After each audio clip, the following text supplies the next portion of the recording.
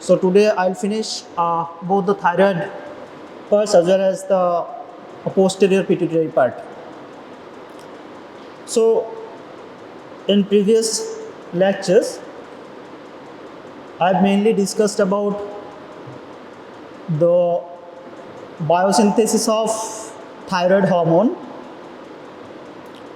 and regulation of thyroid hormone synthesis and how the thyroid hormones are transported to the target cell, and also discussed about after reaching to the target cells how these thyroid hormones alters the physiological activities or physiological functions of cells.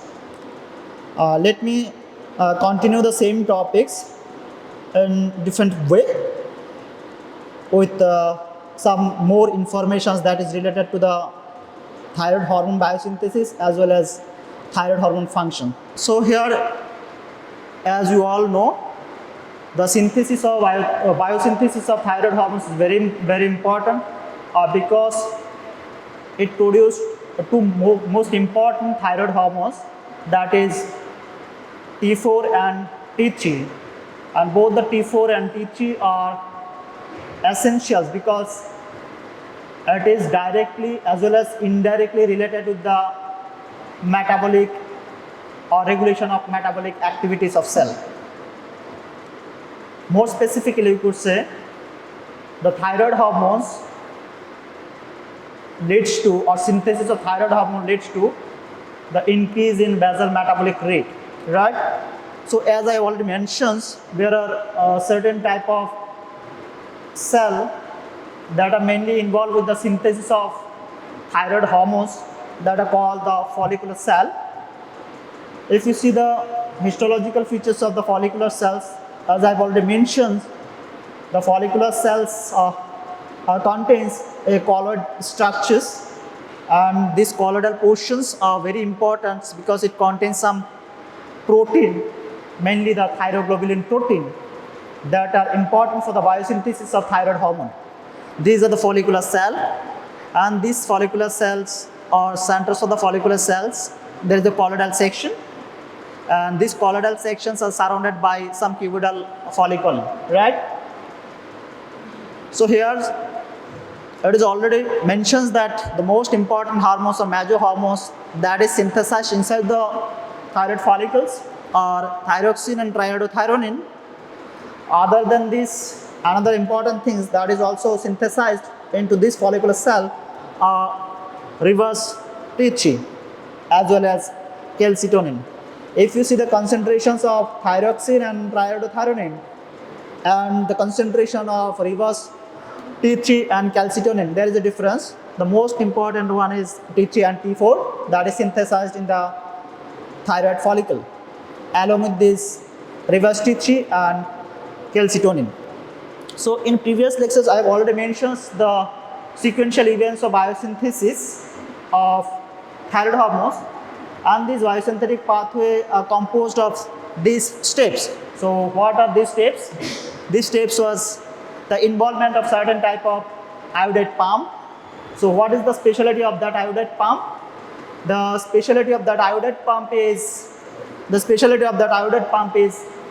it allows the iodide from blood circulatory system into the thyroid follicle, and this iodide pump is very special because it acts against the concentration gradient, or means it allows to concentrate the iodide into the follicle. To allow these more and more amounts of iodide into the follicles, it needs some energy that is provided by the pump, right, which provides the ATP for this particular process. And I also discussed about the synthesis of thyroglobulin. As I mentioned, the most important site for thyroid is the colloidal section. It contains the thyroglobulins. So what was the features of that thyroglobulin? It is a glycoprotein, right? And another important thing that I have discussed, the oxidation is very important because for a particular cell to produce the thyroid hormones or to produce both the T3 and T4, it needs the oxidized form of iodine, not in the iodide form, right? So, so to synthesize this T3 and T4s, it needs to forms the oxidized form, and these oxidized form of iodine are basically formed in presence of a certain enzyme. That enzymes are the pyruvate oxidase enzyme. And another important event that I have discussed is iodinations of tyrosines. So what is the meaning of that iodination of tyrosine? So as we know, the thyroglobulins are nothing is the sequence of amino acids. Mostly the tyrosine amino acids is the most important type of amino acids that are present in the thyroglobulin structures. So here the iodination of tyrosine is very important. So what is the meaning of that iodination of tyrosine? It means the oxidized form of iodines are attached to the tyrosine molecules that is present in the thyroglobulin structure. At the same time, couplings is also important, and another important things, that is the endocytosis of thyroglobulin. Before the endocytosis of thyroglobulin, this thyroglobulin must come out or must reach to the colloidal phase so that iodine molecules can bind with the thyroglobulin molecule. Once the iodine molecules bind with the thyroglobulin, so thyroglobulin becomes iodinated thyroglobulin, and these iodinated thyroglobulins are endocytosed, right? This is the endocytosed of thyroglobulins, and here in this endocytosed thyroglobulins, what are the most important things attached? The most important thing attached to the thyroglobulin is iodine, mostly monoiodotyrosines as well as the diiodotyrosines also attached to this thyroglobulin structure. And once it reaches to this particular phase, it is attacked by certain proteolytic enzyme, right? And this proteolytic enzyme actions leads to the cleavage of this thyroglobulin. So the cleavage of this thyroglobulin leads to the generations of mainly 4 different components. One is T3, one is T4, along with MIT and DIT. Means the segregations of all those components that was attached to the thyroglobulins are detached due to the actions of a proteolytic enzyme. And after that, there is a release of T3 and T4s, and this T3 and T4s again return back to the circulations. So this was the general sequence of biosynthesis of thyroid hormone. You can see from these steps from here also. The first one is the iodide trapping, right? You should remember the steps first. The first step is the iodide trappings.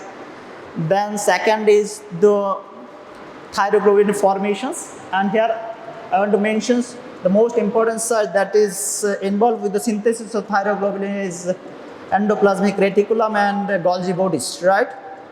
So both the cell organelles are present here in the thyroid follicle structures, mainly the colloidal phase. Here the oxidations is the third steps, and as I mentioned, the oxidations involve certain types of enzymes, and here the name of that enzymes is peroxidase enzyme. Other than this, iodination is very important. So how this iodination happens here? So this is catalyzed by certain type of enzymes called thyroid peroxidase. And what is the most important features of these iodinations? Iodinations means iodine molecules attached to the thyroglobulin structures. Then what is the meaning of that coupling? As I mentioned, there is a phase called coupling. So what is the meaning of that coupling? Coupling means the formations of combined form of both the monoiodotyrosine and the diiodotyrosines, right? So how monoiodotyrosines are formed and how diiodotyrosines are formed? Monoiodotyrosines are formed when a single molecule of iodines are attached to the tyrosine. It forms the monoiodotyrosines. Once 2 iodine molecules are attached to the tyrosines, forms the diiodotyrosines. Once both the monoiodotyrosines and the diiodotyrosines are formed, the combine is together, and it is called the coupling process. So here this is the coupling process. Once DIT binds to the DIT, it forms the thyroxine, and when DIT binds to the MIT, it forms the triiodothyronine. These combinations or the combined form of both the DIT and MIT are nothing. This is the part of the coupling. So coupling is the phase of biosynthesis of thyroid hormones. Now this coupling process is also catalyzed by some certain type of enzymes, that is the thyroid peroxidase enzymes. Now see, as I mentioned, the endocytosis is also very important for the biosynthesis purpose. Once it is endocytosed, it is attacked by certain types of enzymes called as proteolytic enzymes, and ultimately it releases all the different molecule that is attached to the thyroglobulin, that is DIT, MIT, thyroxine and triiodothyronine. They detach from each other, ultimately through a certain type of transporters. Both the T3 and T4s are returns back to the circulations. That is this part, right? This part. Now, here, as I mentioned, this T3 and T4s are very, very important for us. Here we'll see what is the negative impacts of excessive synthesis of both the T3 and T4s, and when there is a hyposecretions of T3 and T4, what are the complications that may happen. Now before that, you can see here, as I mentioned, that there are certain type of protein that is of very importance for the thyroid hormones, because once these thyroid hormones released to the circulatory blood, it binds to certain type of proteins. So what is the most important type of proteins that is involved with the formations of combined form of thyroid hormones? The name of that protein is thyroxine-binding globulin. It means once thyroid hormones reach to the circulatory blood, you will find either thyroid hormones are in free form or the bound form. And if you see the percentage of bound form of thyroid hormones, it is much more than free form of thyroid hormone. So, into which thyroid hormone binds, that depends on the availability of that proteins. So first we should know what is the type of proteins into which the thyroid hormone binds. That is the thyroxine-binding globulin. This is a protein, right? And if you see the percentage, as I mentioned, almost 99% of the thyroid hormones are attached to the globulin protein, right? There is a very minimum percentage of thyroid hormones that are found in the circulatory blood as a free form. You can see only 0.03% are T4 and 0.3% T3.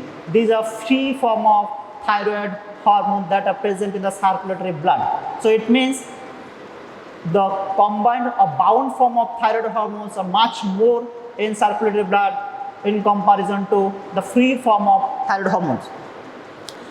Now, here another important thing is that this bound form of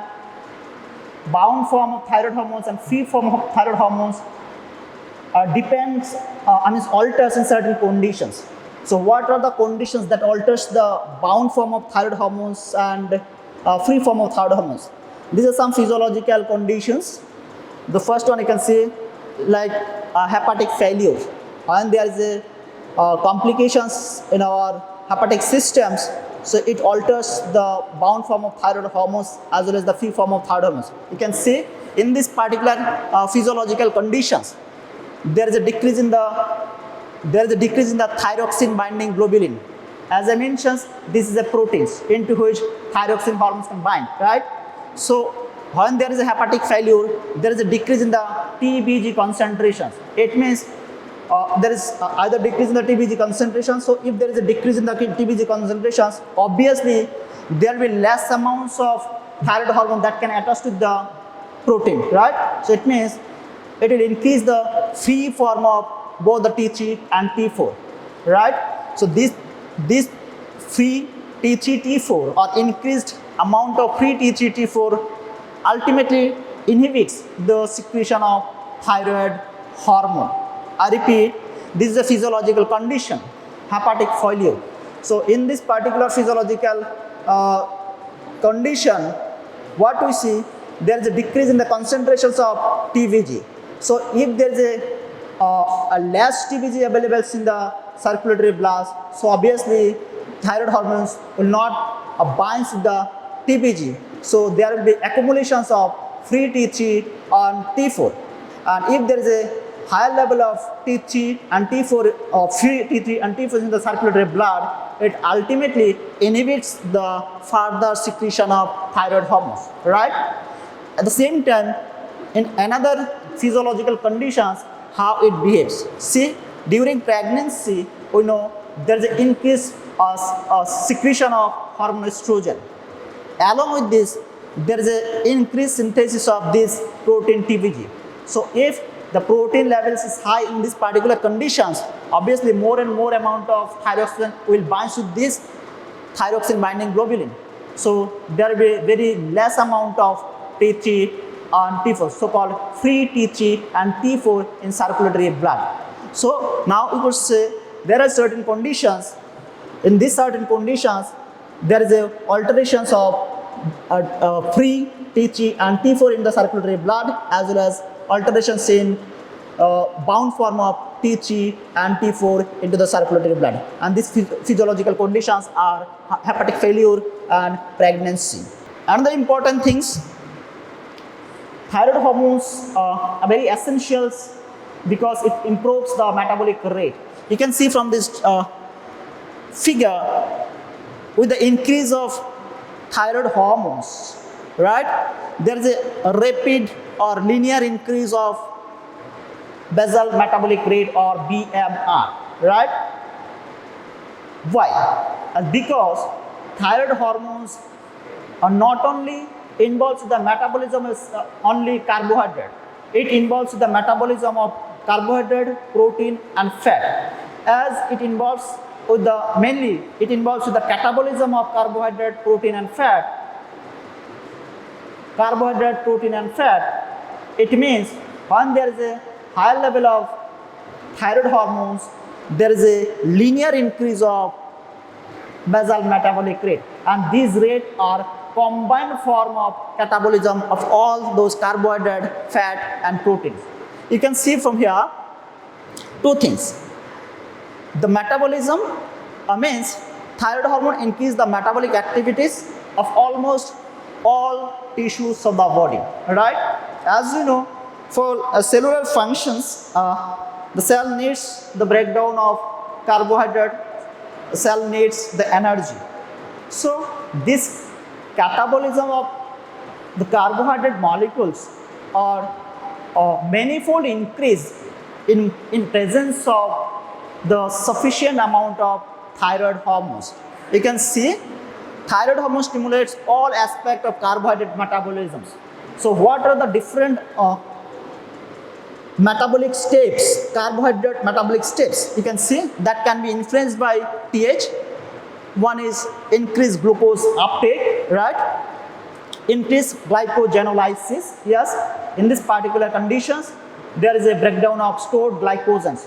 When there is a sufficient thyroid hormones, it improves the glycogenolysis event. At the same time, it increases the gluconeogenesis, as well as there is an increased rate of absorption from gastrointestinal tract. It means this TH improves the catabolic events of carbohydrates. Due to the catabolism of carbohydrate, it generates more and more amounts of energy, which is essential for cellular activities. Now you can see how the catabolism takes place in presence of thyroid hormones. See, it essentially all aspects of fat metabolisms are also enhanced under the presence of thyroid hormones. It means there is an enhance of fat metabolisms. Mainly, it involves the catabolism of fat, means lipolysis, right? There is a breakdown of lipids. So lipid breakdown produce more and more amount of fatty acids, right? And fatty acids is again another important source of energy for particular cells for their cellular activities. So we can say not only the catabolism of carbohydrate that gives us energy in presence of thyroid hormones, the same time in presence of thyroid hormones there is a breakdown of lipid that gives fatty acids. The oxidations of the fatty acid gives energy for a particular cell for their cellular function. You can see in presence of this thyroid hormone, decreased plasma cholesterol. So decrease here it is very essential to maintain the normal level of cholesterol for a particular cells for their proper functioning, right? So now here you can say here the lipolysis is not only the event that is influenced by these thyroid hormones. At the same time, another important thing, it involves the maintaining of the cholesterol levels in cell, or even it maintains the cholesterol level in blood vessels too. So due to the catabolism of both the carbohydrate and fat, and even the catabolism of proteins, ultimately it shows some physiological impact into the body. Mainly, overall effect is catabolic, leading to decrease in the muscle mass. It means when there is a breakdown of a protein or catabolism of proteins, obviously there will be some physiological changes. So what is the physiological changes that happens here? That is decrease in the muscle mass, right? So these are some important effect of the biosynthesis of thyroid hormones. So now you can say the basal metabolic rate, that is also increased manifolds in presence of sufficient amount of thyroid hormone. Now what are the most important site that is what are the most important site and what are the most important activities that is influenced by thyroid hormones? See, the most important site or system that is influenced by pH, our cardiovascular system, nervous systems, skeletal systems, GI tract, respiratory system, and ANS, right? You can see from the first portions here, these thyroid hormones, if you see the effects of thyroid hormones in the CVS, it shows both the direct and indirect effects. Due to the combined effects, means due to the indirect and direct effects of pH in thyroid and pH in CVS, what are the physiological changes that occurs in the CVS? See, there is an increased heart rate and stroke volume, right? So if there is an increase in the heart rate and stroke volume, obviously it will release more and more amount, it will pump more and more amount of blood, so that tissue will get a sufficient amount of oxygenated blood for their proper functioning, right? So it means in CVS, TH played an important role. How? By increasing heart rate and by improving the stroke volume. Ultimately, increase the cardiac output and up to 60%. And in certain conditions, you can see some resistance in the peripheral blood vessels, right? So what type of peripheral resistance? There's a decrease in the peripheral resistance in the blood vessels. So as you know, if there is a resistance in the peripheral blood vessels, obviously it will hamper the proper blood flow, so that sufficient amount of oxygenated blood will not reach to the tissue, right? Tissue will suffer either in hypoxic conditions or other physiological conditions. So here, thyroid hormones played an important role. So what is the important role here? Here, it decreases the peripheral resistance. So if there is a decrease in the peripheral resistance, obviously it will allow more and more amount of oxygenated blood to flow up to tissue level. Now if you see the effect of TH in central nervous systems, in prenatal periods, the very, very important part. As you know, the thyroid hormone synthesis are influenced by the availability of the iodine, right? If there is an insufficient iodine, so obviously it will alter the thyroid hormone synthesis. So how this insufficient iodine affects the neonatal phase? See, thyroid hormones are essentials for maturations of the CNS. And even if there is a decrease in the hormone secretions, it affects the cognitive developments of the infant, right? And even cognitive development during the neonatal phase. So it means when there is a less iodine available for thyroid synthesis, it affects the cognitive developments of infants, and even it affects the developments of memory, right? You can see when there is a decrease of hormone secretions, there is an irreversible mental retardations, very important. So these irreversible mental retardations are mainly prevalent into the children's. Why children's or infants? Because suppose the pregnant woman during pregnancy, if they are not getting sufficient amount of iodine, they will produce less amount of thyroxine and as well as thyroglobulin. So for fetus, the only source of that hormones is the mother. So if there is insufficient iodine intake during pregnancy, so obviously this will this will affect the synthesis of hormone also. So due to the shortage of that hormones, it ultimately negatively impacts the fetus. Mainly, it affects the neural developments of the fetus, and these neural developments or impaired neural developments, it is an irreversible damage. So here you can see decreased hormone secretions ultimately leads to the irreversible mental retardations. And if you see in adult persons, the insufficient or altered synthesis of thyroid hormone also affects in adults, like hyperexcitability of the nerve cell, and if there is a decreased thyroid hormone synthesis, it impairs the memory as well as it causes there is a decrease in the mental capacity. So it means thyroid hormone synthesis is very important in physiological point of view. It promotes the bone formations, ossifications, and fusions of bone plates and bone maturations. That is the effect into the skeletal systems, and even in GI tracts, it improves the appetite by improving the food intakes, and it increases the digestive juice formations, which is essential for the digestion of food substance. If there is excess TSC secretions, it also shows some negative impacts, like the diarrhea may happen when there is excess TSC secretions, and due to the lack of TH secretions, there is a constipations. Now, what is the importance of this TH in our respiratory systems? You can see in presence of these hormones, TH, it improves the ventilation rate, right? Means it improves our breathing rate. That allows the inhalations of more and more amount of oxygen. And not only it alters the respiratory rate, it also affects our oxygen hemoglobin dissociation curve. See, increased dissociation of oxygen from hemoglobin by increasing RBC 2,3 bisphosphoglycerate. So, as you know, the dissociation of oxygen is important.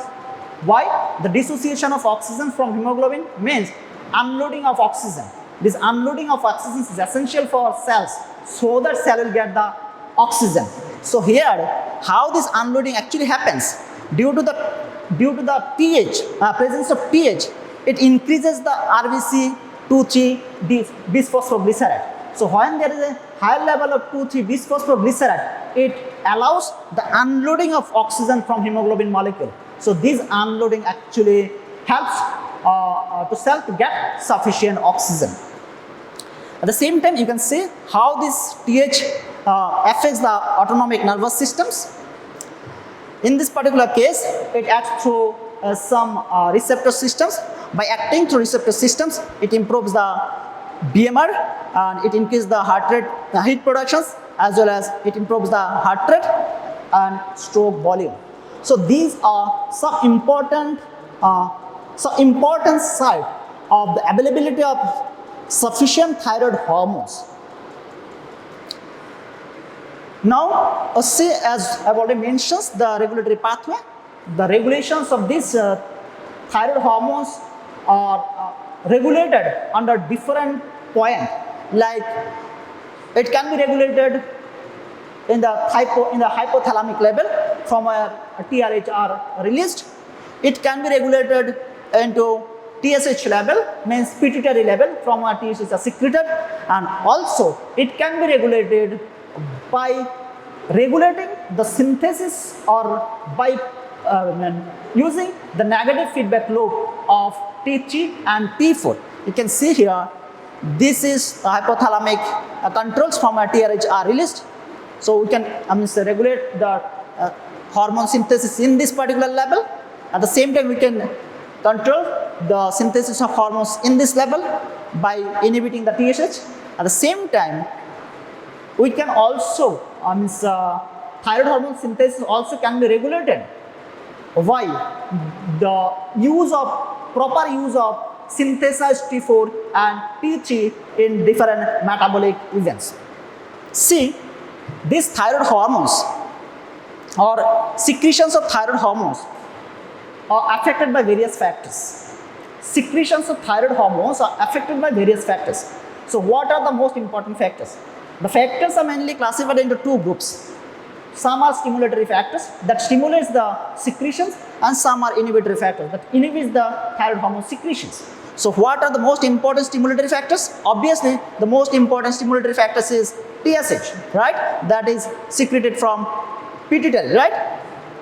Now, here, along with this, there are some other stimulatory factors are thyroid stimulating immunoglobulin and increased level of thyroxine-binding protein, that is the globular protein, right?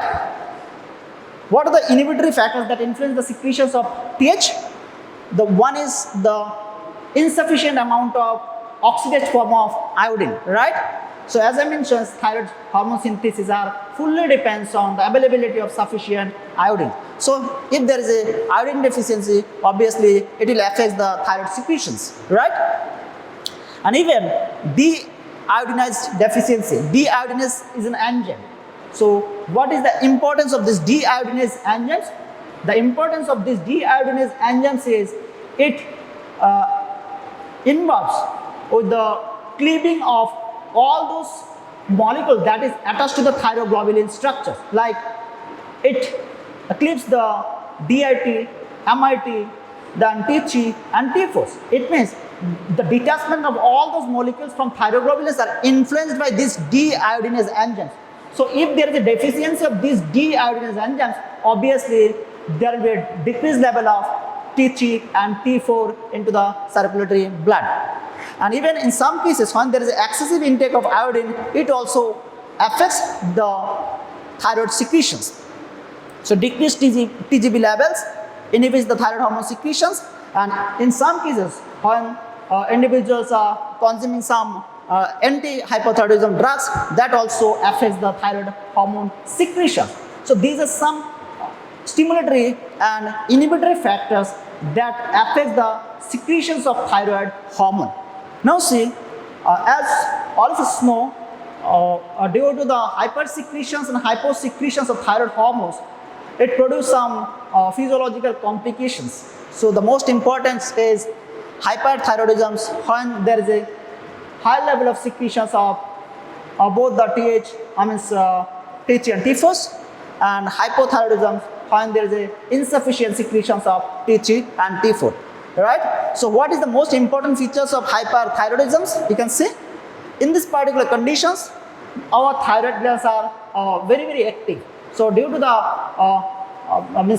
more activity of the thyroid gland, it will obviously produce more and more amount of thyroid hormones. It may lead to the alterations of the normal thyroid hormone levels, means there is a high level of thyroid hormone. This high level of thyroid hormone ultimately negatively impacts our physiological systems. You can see how many times are increasing in this particular conditions. There is an increase, 5 to 10 times increase in the thyroid hormone secretions when thyroid glands are more active. At the same time, if you see the size of thyroid glands, right, when it is most active, there is an increase in the size of the thyroid glands also. So at least 2 to 3 times increase in the thyroid gland structures that ultimately helps to release or secrete more and more amount of thyroid hormone, right, due to the excessive TH, the condition develops called hypothyroidism.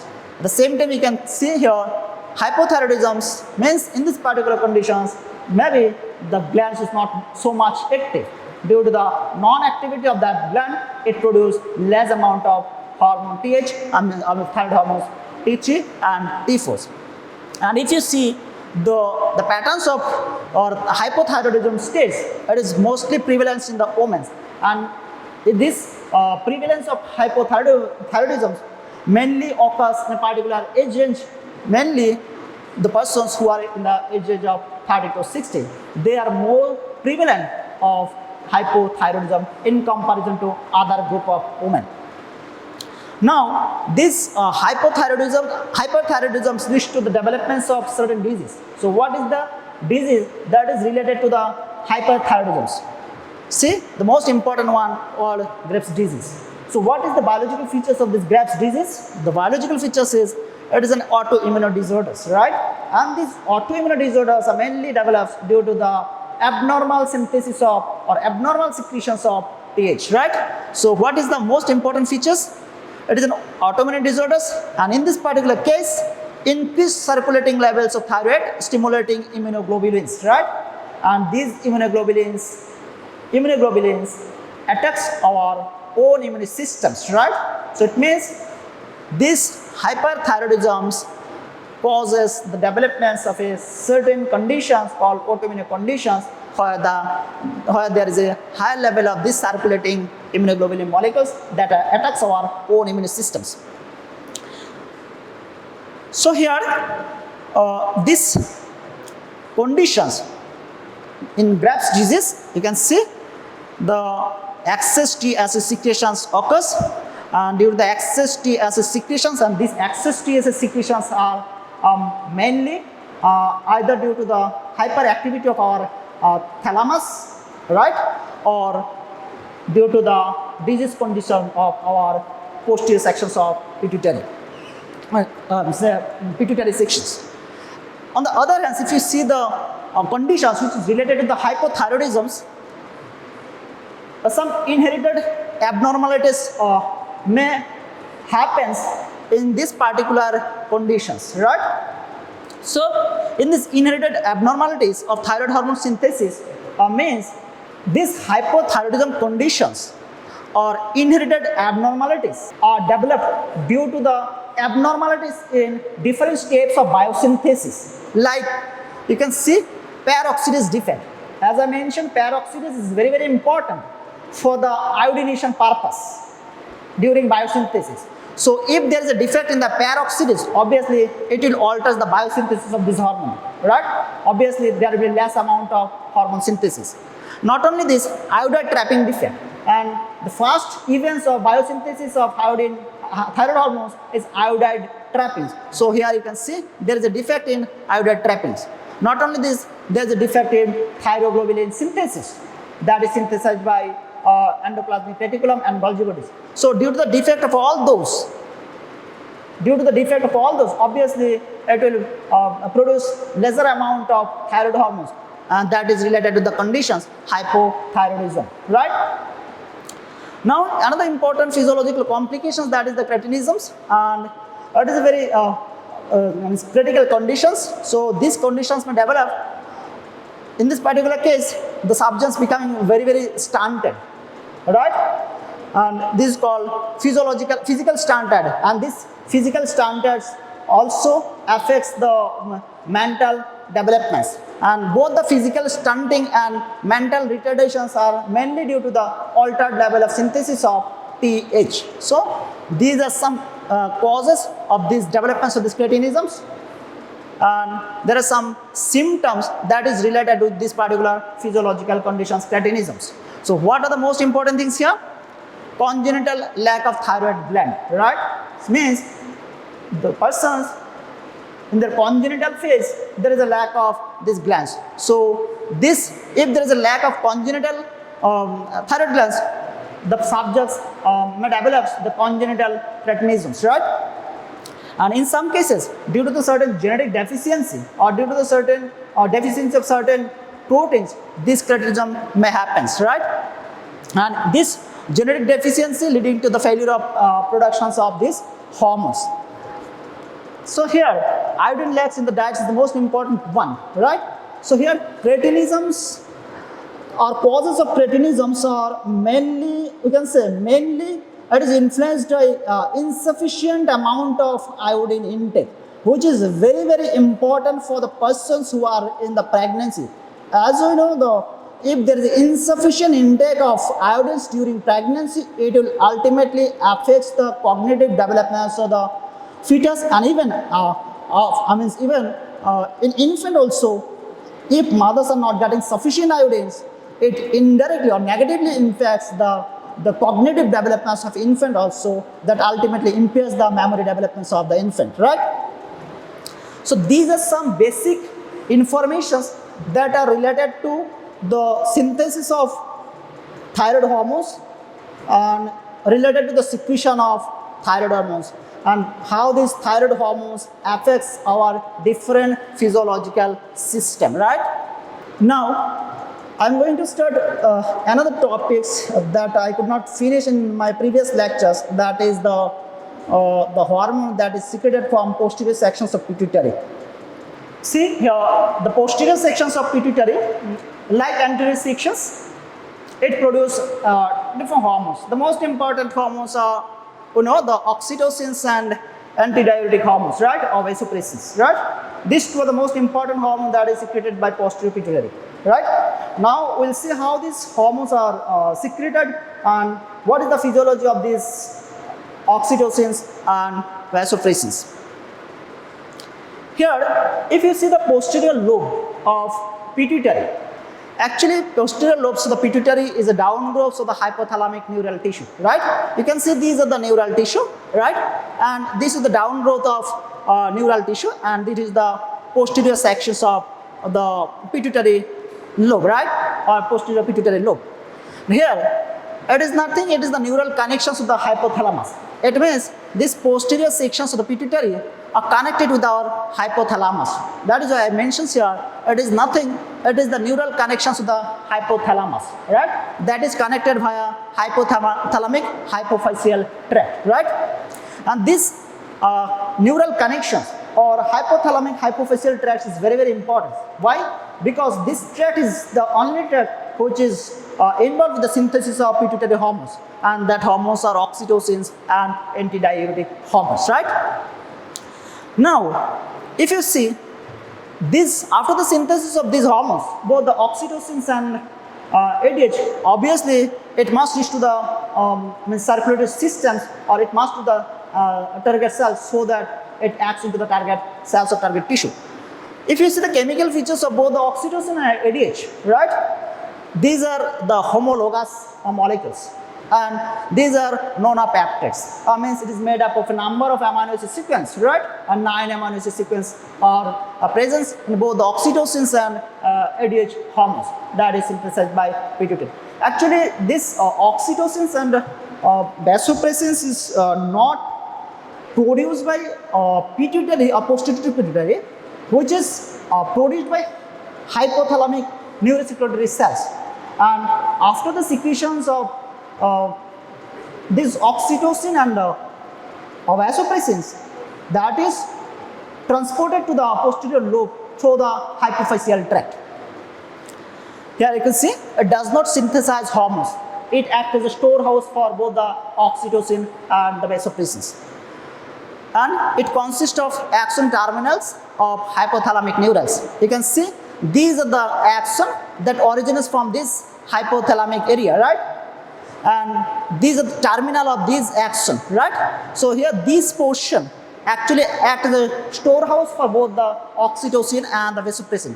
Whereas these are the site from where both the oxytocin and vasopressins are synthesized, right? Now there are two different type of cells, two different type of sites, and that is related with the posterior sections of pituitary. And if you see the functional features of these two sites, these are different. The sites are called the herring bodies. So what is the function of these herring bodies, right? It is very important because it acts as a site for or storage site for both the ADH and oxytocins. Here, this is the histological slide. Here it shows there are certain type of vascular structures, and these vascular structures actually involves in the storing of both the ADH and oxytocin. And there is some other spherical structures called pituitary, also known as the glial cells, and this pituitary is very, very important in a certain point of view because it regulates the release of both the oxytocin and vasopressin hormones. How? These glial cells in the posterior pituitary amplify O2 receptor negative feedback mechanism by forming physical and chemical barrier between nerve terminal and blood vessels. It means these glial cell or pituitary actually act as a barrier. So it acts as a barrier between physical and barrier between nerve terminal and blood vessels. So this barrier actually helps to regulate the release of both the oxytocin and vasopressin release. Now see, these oxytocin and vasopressin release are synthesized, controlled by some nuclei. So what are those nuclei that regulates the release of both the oxytocin and vasopressins? You can see the ADH synthesized the cell bodies of hypothalamic neurons, that is mainly the supraoptic nucleus. You can see this is the hypothalamic area and this is the supraoptic nuclei, and this supraoptic nuclei is the nuclei from where these hormones, that is ADH hormones, are synthesized. Whereas you can see paraventricular nuclei is another nuclei present in hypothalamus. That nucleus is related with the or involved with the synthesis of oxytocin, right? It means both the nuclei are involved with the synthesis of these two different hormones, ADH and oxytocin. Here, this ADH and oxytocin, or for this posterior pituitary hormone, there are certain type of receptors through which they can act. So what are the most important type of receptors for both the oxytocin and vasopressins? If you see the receptors involved with the ADH, these are called vasopressin 1A receptors, vasopressin 1B receptors, and vasopressin 2 receptors, right? So whenever this ADH acts to the vasopressin 1A receptors, it shows or it alters some physiological events by improving the blood vessel. For example, whenever this ADH binds with this vasopressin 1 receptors, which is very specific for ADH, that is located in the smooth muscles of our blood vascular systems. Due to the actions of this ADH through these receptors, there is a vasoconstriction of the blood vessels. So if there is a vasoconstriction of that blood vessels, obviously it will alter the blood pressures, right? There will be high blood pressure or increased blood pressures due to the activity of ADH through the B1 alpha receptors.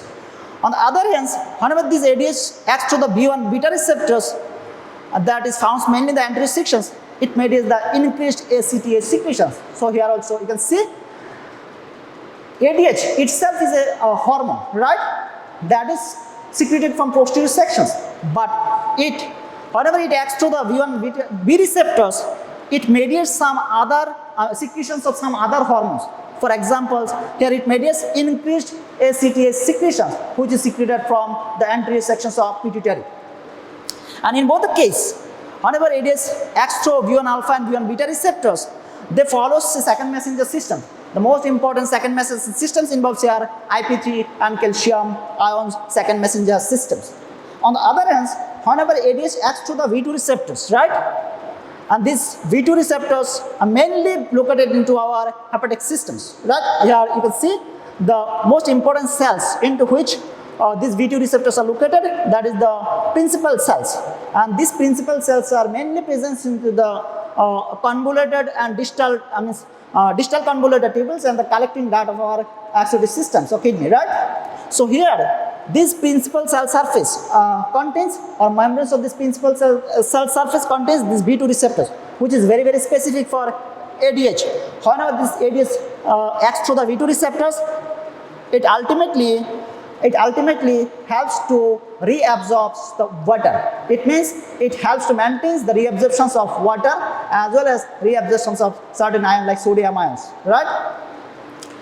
So here, whenever this ADH acts to the V2 receptors, it follows another second messenger system, that is cyclic AMP second messenger system. So here you can see this is the pathway or second messenger systems through which ADH act. This is the membranes, surface membrane receptors that is present in the basolateral surface of this principal cell, that is present into the distal convoluted and convoluted tubule and collecting duct. Once they bind with these receptors, they acts to the second messenger, mainly cyclic AMP, and they activate the protein kinase. And the most important things here, once protein kinase gets activated, it produces some proteins. The most important type of proteins that is synthesized due to the actions of the protein kinase called aquaporin 2, right? Aquaporin 2 was very, very specific because it allows only water molecules, right? See here, as I mentioned, whenever ADH acts to the V2, it mainly involves with the reabsorption of water, right? Here you can see, after the synthesis of this porine protein, it allows the water molecules through this porine protein, right? So, means the synthesis of this aquaporin leads to the increased water permeability via this porine protein. And due to the increased permeability of water, it permits back diffusions of free water. You can see this is another porine proteins, and these porine proteins allows the water molecules gets back to the peritubular fluid. So this flow of water ultimately here, as we know, our this distal convoluted tubules and collecting duct is very, very important because it involves the productions of urine. At the same time, this distal convoluted tubules and the collecting duct also helps to maintain the water balance, right? So here, to maintain the water balance, the most important protein required is the aquaporin that is produced with the action of this hormone ADH. So ADH acts to the V2 receptor. Now, this ADH release or ADH hormone release are regulated by certain conditions. So, what are the conditions that controls the release of ADH hormones? So, there are two different conditions. One is osmotic pressures, another one is the blood volumes. It means whenever there is a high level of osmotic pressure or high osmotic pressures. So, due to the high osmotic pressures, our osmoreceptors that is present in the hypothalamus gets sensitized, because these osmoreceptors are very much sensitive to the changes in the osmotic pressures of the body fluid, right? Once it gets activated or sensitized, it sends the signal to the hypothalamus to release the hormones. As we know, the hypothalamus contains some nuclei, mainly supraoptic nuclei. It sends the signals to the supraoptic nuclei to control the release of ADH. Here you can see, when there is a high level of osmotic pressures, right, it sends the signals to the nuclei of the hypothalamus. So what nuclei? As I mentioned, this is the nuclei, supraoptic nuclei, right, that is present in the thalamus. So it gets the stimulations, and after getting the stimulations, it regulates the ADH secretions, right? So means it improves the secretion of ADH. On the other hand, when there is a lower level of osmotic pressures or osmotic pressures in the body fluid is less than optimal, obviously it alters the secretion level of ADH. It reduces the ADH secretions, right? So on the other hand, if you see the effects of the blood volume, there are certain types of receptors that are very much sensitive to the changes in the blood volume. So what are those receptors and what is their locations? The most important receptors are baroreceptors, stress receptors, right? And these baroreceptors are basically present in the carotid artery and the aortic arch, right? These baroreceptors as well as the stress receptors, which is located in the atrium, both the receptors are very much sensitive to the changes in the blood volume, right? once there is a changes in the blood volume, it gets activated, receptors get stimulated, and they ultimately send the impulse to the hypothalamus to control the ADH release. You can see when there is a high level of blood pressure, there is a decreased level of ADH, and vice versa. When there is a lower blood pressure levels, and it improves the ADH secretion. It means these two are the most important conditions that control the release of ADH by improving the activity of hypothalamic nuclei. Now you can see the regulatory mechanisms of ADH. Hypothalamus receives some feedback input, and these feedback inputs are due to the changes in the volume of body fluid. So from where they are getting the signals, these are the osmoreceptors, as I mentioned, aortic arc vasoreceptors. The vasoreceptor presents the carotid bodies, and the receptor presents the atrial stress receptors and pulmonary veins. So these are some receptors. They can sense the changes in the volume of body fluid, and after getting the stimulus, they act accordingly and ultimately helps to improve the secretion of ADH hormones.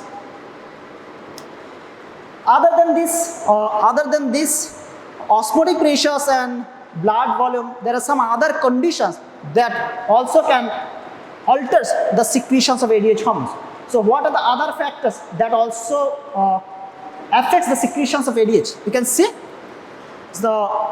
this is the physical conditions like pain, nausea, hypoglycemia, and there are some drugs like nicotines, opioids, and antineoplastic drugs.